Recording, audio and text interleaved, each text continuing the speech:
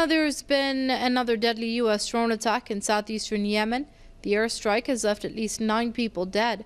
So far, no word on the location and the nationality of the victims. Yemeni security officials say the victims were members of the al-Qaeda militant group. The U.S. Army has stepped up drone strikes in Yemen and a number of other Muslim countries, including Pakistan and Somalia, in recent years. The Pentagon says the attacks target al-Qaeda militants, but human rights groups demand an end to the aerial raids, saying they often kill civilians.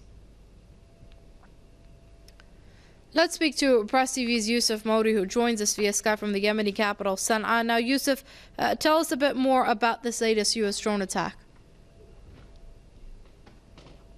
Well, according to government sources, 9 people have been killed. The government reports have not yet identified whether those 9 people were al-Qaeda-linked militants or civilians. However, most of the reports that we get from the government is that those who have been killed are AQAP members. However, we then later find out that a number of civilians were also casualties of that drone strike. These U.S. drone strikes, they continue here in Yemen despite the Yemeni parliament's unanimous decision to ban the U.S. program.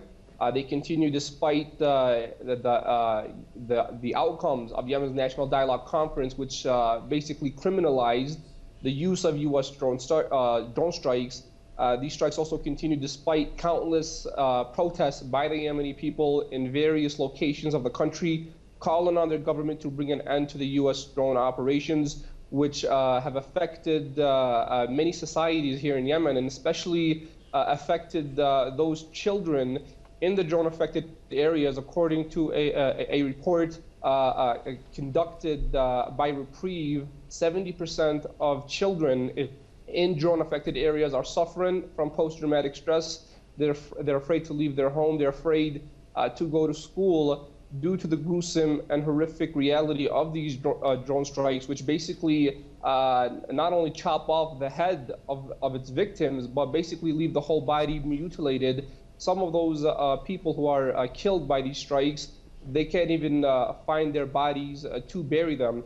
And so the new Yemeni government, it has a major task to meet the people's demands and bring an end to these U.S. drone strikes. We'll have to wait and see whether this new government, which now consists of Houthis, who are a strong, who have for the past 3 years called on the Yemeni people to rise up against the previous governments due to its association with the U.S.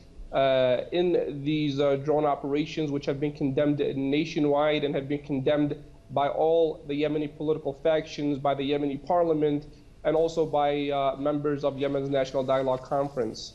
All right, Press TV's Yusuf Mauri, they're giving us an update from the Yemeni capital, Sana'a. Yusuf, thanks very much indeed.